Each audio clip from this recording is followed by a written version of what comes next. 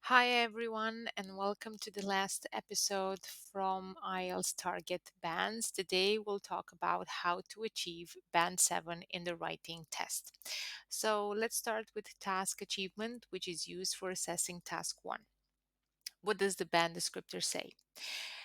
Covers the requirements of the task. For academic, presents a clear overview of main trends, differences, or stages. For general training, presents a clear purpose with the tone consistent and appropriate. And for both academic and general training, clearly presents and highlights key features, bullet points, but could be more fully extended. What does that mean? It means that the writing covers all the points and includes all necessary details, and the writing makes a clear connection between details and the overall view. The level of formality is correct, even though some information could be more detailed. If we're talking about the essay, we have task response, and the band descriptor goes addresses all parts of the task, presents a clear position throughout the response, presents, extends, and supports main ideas, but there may be a tendency to overgeneralize and or supporting ideas may lack focus.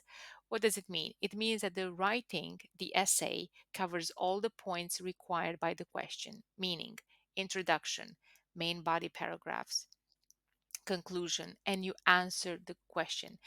And here it means that the writing covers the required level of detail. Let's say you have problem and solution essay. You have mentioned at least two solution, at least two problems, and at least two solutions. If you have advantages and disadvantages, you have dealt with both advantages and disadvantages. Also, the candidate's arguments are clear, developed, and supported, even though there might be minor problems. We're moving on to coherence and cohesion.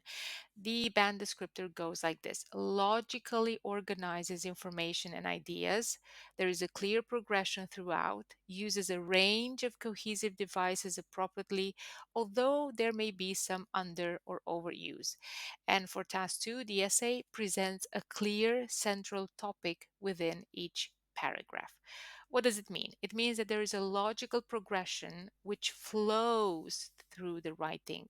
Remember that for band 5 it was mechanical. Now here each paragraph concentrates on a given theme. Let's say that in task 1, in one main body paragraph you talk about a specific trend, then in the second main body paragraph you talk about a different trend. If we're talking about essays, it means that, let's say for example, you choose to agree with a certain topic.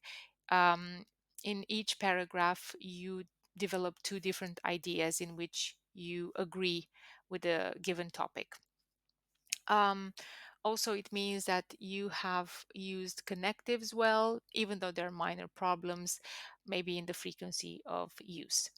Moving on to lexical resource, the band descriptor goes uses a sufficient range of vocabulary to allow some flexibility and precision, uses less common lexical items with some awareness of style and collocation, may produce occasional errors in word choice, spelling, and or word formation.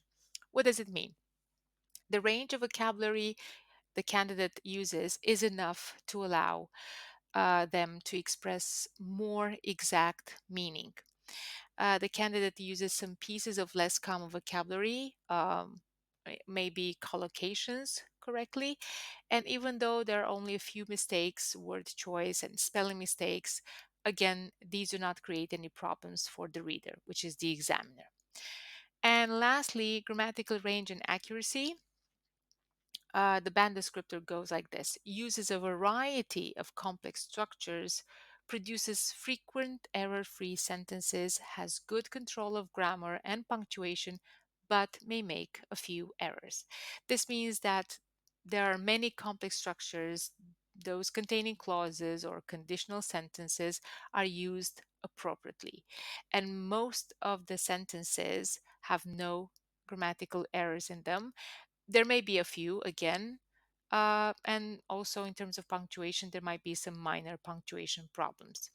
So to summarize, what do I do to get band 7? Make sure that you answer all aspects of the question and develop and support your points well.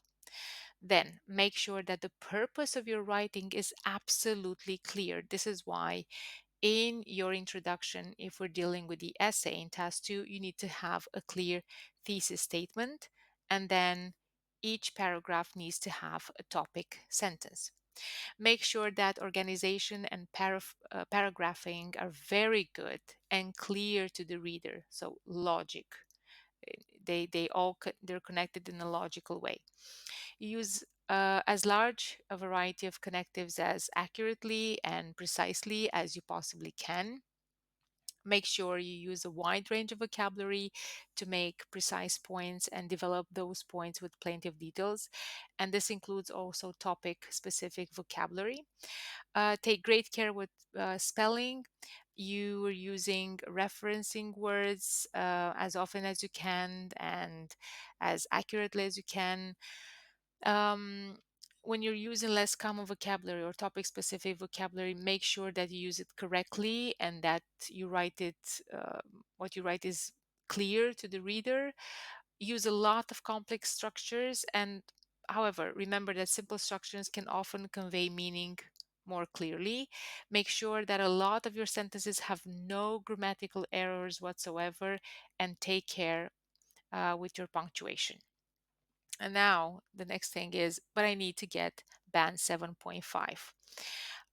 Well, to get band 7.5, you need to achieve band 8 in one of the four criteria. And this is probably easiest to achieve in task achievement in task 1 or task response in task 2. Coherence and cohesion or lexical resource. For grammar, as I said, you should consult a teacher or an expert to find out your personal strengths and weaknesses. And since this is the last episode from the podcast, I want to give you some extra tips for your IELTS writing. Um, in terms of vocabulary, only use words when you are sure of their meaning. Because if you use words incorrectly, you may confuse the reader, which is the examiner. Try to avoid basic grammar mistakes, especially with present simple or past simple, because um, if you make these kind of mistakes and then you use really sophisticated vocabulary such as myriad, plethora, aforementioned, ergo, and you say woman's or men's, it will make you look ridiculous. Um, Try not to worry too much about making mistakes when you use complex grammar structure. As long as the meaning is clear, the penalty for these mistakes is low. Read the task 2 question extremely carefully. Answer the specific question, not the general topic, not what you want to answer, not what you think you might answer. In task 1, make sure that you have included all the necessary information. Um, when it comes to task 2, the essay, there are many ways to answer a task 2 question, and be wary of anyone who tells you that there's only one possible format. And I have talked about these in my previous podcast, and I also have a lot of YouTube videos and tutorials which deals with each type of essay that you might encounter. Um, it is a good idea to make the main paragraph, and by main paragraph, I'm not talking about the introduction or the conclusion, roughly the same length. So try not to develop one too much and the other one to leave it underdeveloped. Um, with task 1 data questions, make sure that you're clear which units are being used. Do you have numbers? Do you have percentages? Do you have kilometers, and so on?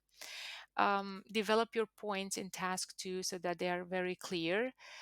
Comparisons are also excellent in both task 1 and task 2. Make sure and be careful about making absolute statements, sweeping statements. Remember that IELTS promotes tolerance and you don't hold the absolute truth. There are quite exceptions. Um, in task 2, make personal examples into general ones.